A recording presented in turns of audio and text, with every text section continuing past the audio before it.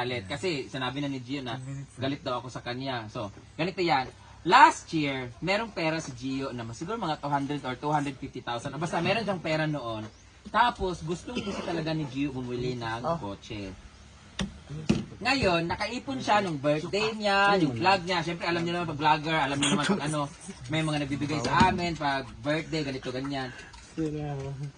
Nakaipon siya ng pera. Ngayon, pagkaipon niya ng pera, meron siyang mabibili dapat na sasakyan, pero kailangan niya ng 50,000 that time.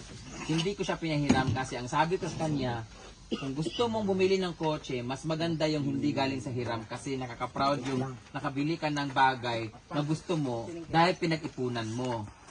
So hindi ko siya pinahiram talaga.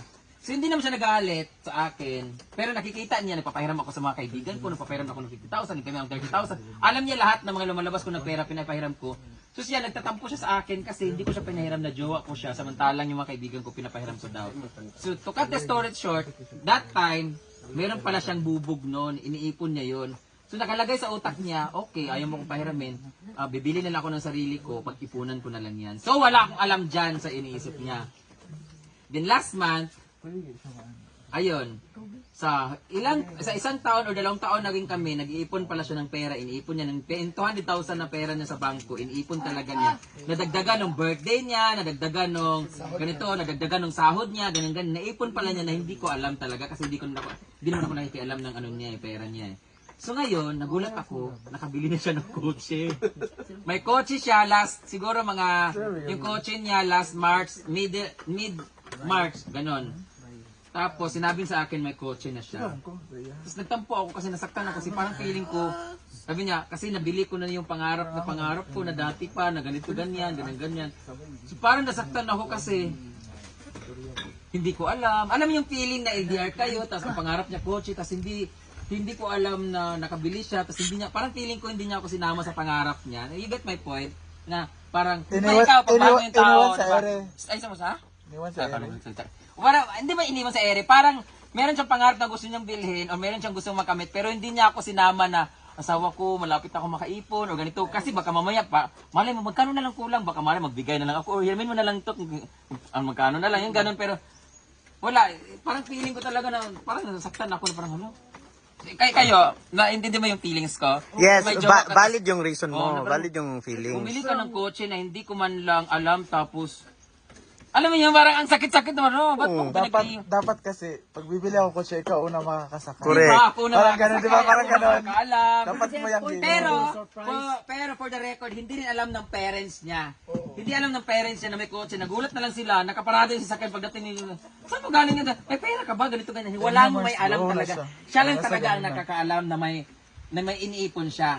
At ang gusto niya, inilihim niya, tapos gusto niya ipakita na, oh, ayan, nabili ko na yung kotse yung pangarap ko, tapos gusto ko lang ma-surprise kayo or ano, hindi talaga ako nagsalita kasi pipigil. Ang point niya kasi, hindi siya nagsabi sa akin or sa amin ng pamilya na magulang niya kasi alam niya na pipigilan siya. Kasi before pa lang pinipigilan siya na, huwag ka man nang bumili ng kotse kasi estudyante ka pa naman, tsaka yung pera mo, wala ka pa namang pera, sa mangutang ko, huwag ka man bumili ng kotse.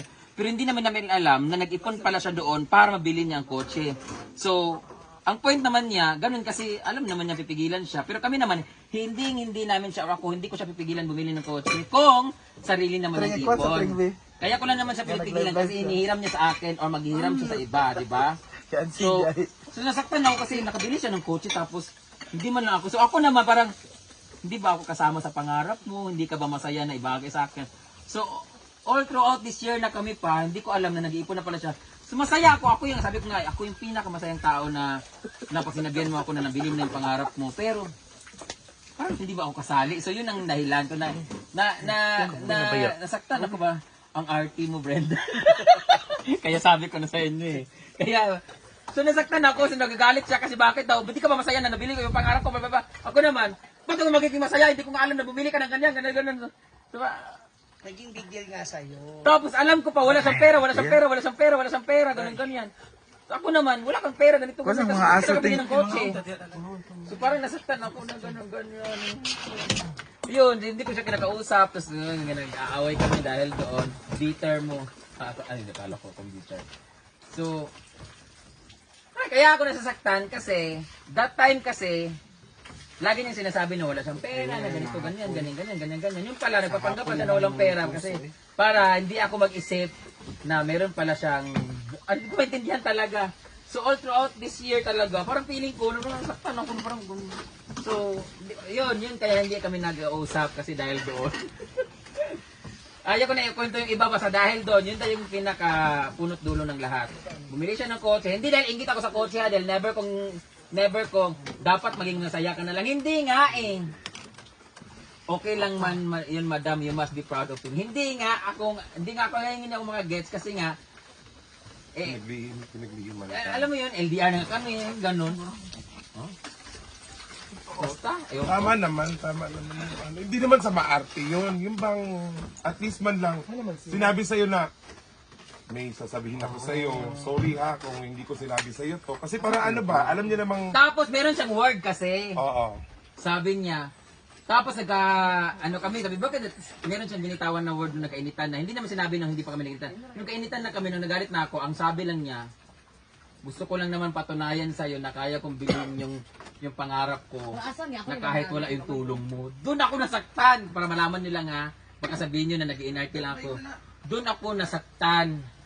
Kasi sinabihan niya ako na, gusto ko lang naman ipatunayan sa'yo na kaya kong bilhin yung pangarap ko nang wala yung tulong mo. Gusto ha? So doon nasaktan ako kasi parang na-invalidate lahat ng mga parang ayaw ko na i-bash nyo ka dahil sa baka wala ungrateful naman siya. Pero yun talaga, sinabihan niya ako na gano'n. Parang Sharon Pwede Cuneta. naman ako tulong eh, pero huwag ka lang umutang.